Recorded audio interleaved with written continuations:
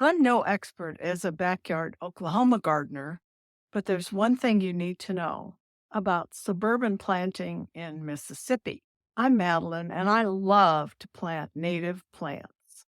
On this channel, you'll learn all about growing native plants in your state. Before we talk about native flowers to grow in Mississippi, let's discuss why native plants matter. First, they are non invasive, which means they won't kill local plant and animal life like non native invasive plants might. And reason number two is a no brainer: easy maintenance. They don't need fertilizers or pesticides, and they only need watering to get them started. And they're well adapted to our local ecosystems. Reason number three: native plants protect biodiversity. And this means that native plants help ensure that there's a variety of native species in a local area. And all the local flora and fauna are supported in this way. And the fourth and last reason native plants matter is because they help with climate change by absorbing carbon dioxide and removing excessive amounts of carbon dioxide from the atmosphere. This means that we have a cooler planet Earth, which is vital. Go check out my video titled Native Plants versus Global Warming, and this will give you more details about why you should plant native plants. Today, we're going to celebrate Mississippi and native plants that grow well in that state. Now, let's find it here on my map. Mississippi gets this cute little bee, and there's a reason for that. Okay, Mississippi, you got a bee. So the reason I put it on the state of Mississippi is because the three plants I've chosen all really promote nectar and bees and pollination. So Mississippi has what's known as a humid subtropical climate. In Mississippi, you have mild, short winters and hot, humid summers with little precipitation. Heavy snowfall would not be normal, but the precipitation increases the further south in the state of Mississippi you go. So our first choice is one that people just love. It's bright yellow native flower, lance leaf coreopsis. It's known for its beauty.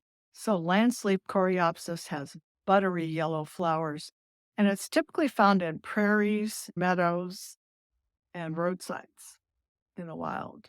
This cheerful yellow flower blooms April through June in Mississippi. You'll find this lovely flower statewide. Typically, you'll see them more in sunny areas, and they like well-drained soil, but they're really not super fuzzy. So if you have a shady area, don't be afraid. Go ahead and try it there, but I would not plant it in deep shade. Here's a little do you know fact. Mississippi named lanceleaf coreopsis its state flower in 1992. So lanceleaf coreopsis sounds like one thing, but there's actually 35 different flowers that fall into this category. It has a lot of value as a wildlife provider. It gives nectar for the bees and butterflies and birds that like nectar once in a while. Also, it's beneficial to other pollinators besides bees. There are a lot of beneficial insects that can pollinate flowers. And this plant is a master at avoiding these challenges: deer eating it, drought, heat, humidity, poor soil, dry soil, you name it. It can conquer a lot of these things without an issue. Name me an exotic or non-native plant that can do all that. Before we move on to our second plant, like and subscribe to catch more of my native gardening videos. And stick to the end of this video to learn how to find even more of the best native plants for your area. Here's our second plant, black-eyed Susans. Black-eyed Susans are a favorite of Mississippi gardeners because of their bright yellow, bold color and their toughness. So black-eyed Susans are a favorite of gardeners and butterflies. They are designed perfectly for Mississippi summers because they can tolerate the drier months. They bloom in early summer And you're likely going to find them wherever there's sun because they really love the sun. So think of dry roadsides, the edges of the forest where they can still get sun, prairies, and pastures and fields wherever they can get the sun. Here's another did you know? The black-eyed Susan was the inspiration for the University of Southern Mississippi in selecting its school colors, black and gold, you guessed it. And a tip to help the birds in winter, leave the seed heads on because they will harvest the seeds. The wildlife value of black-eyed Susans is in its nectar that it provides for pollinators.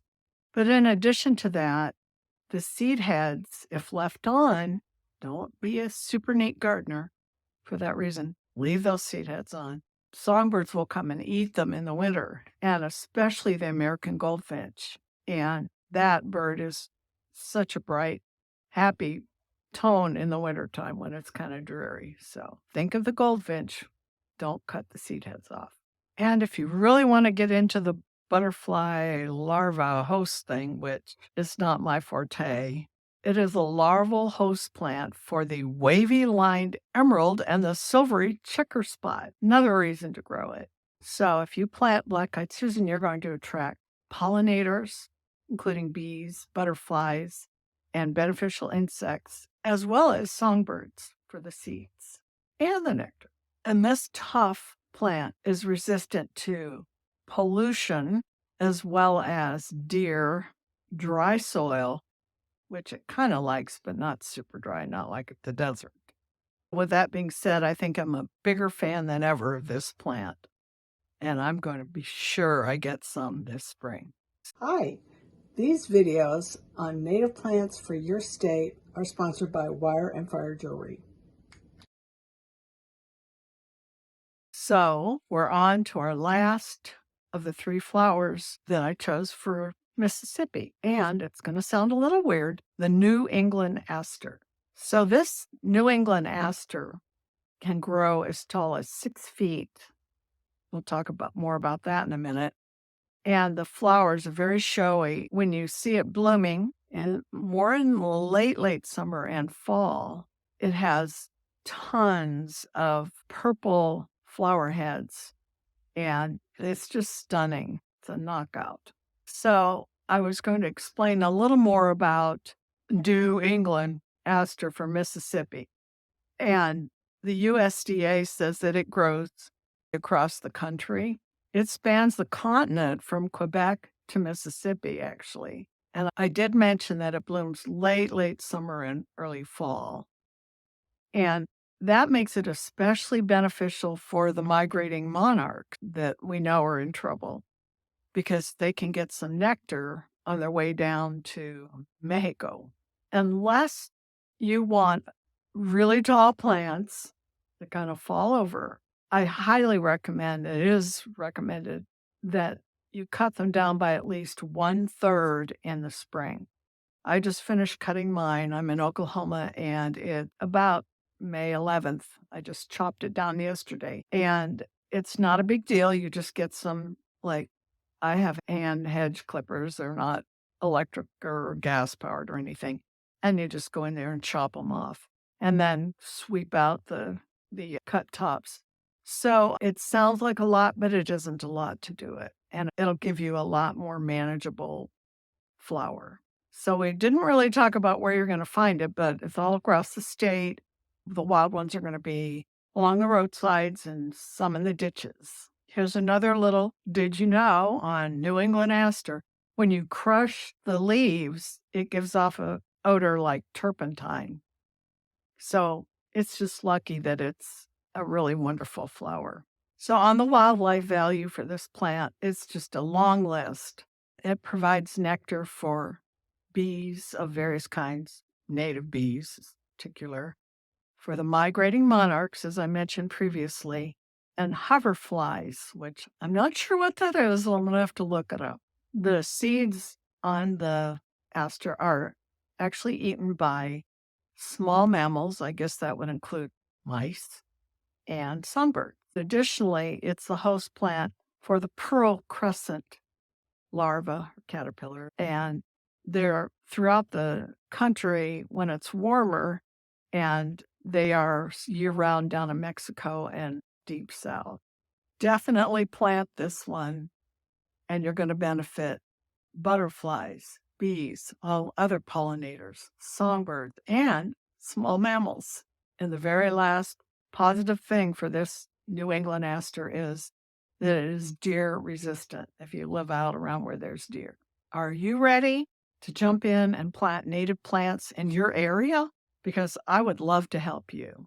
Comment below with your state, and I will release a video for you soon. Subscribe and hit the bell to be notified when I release a new video.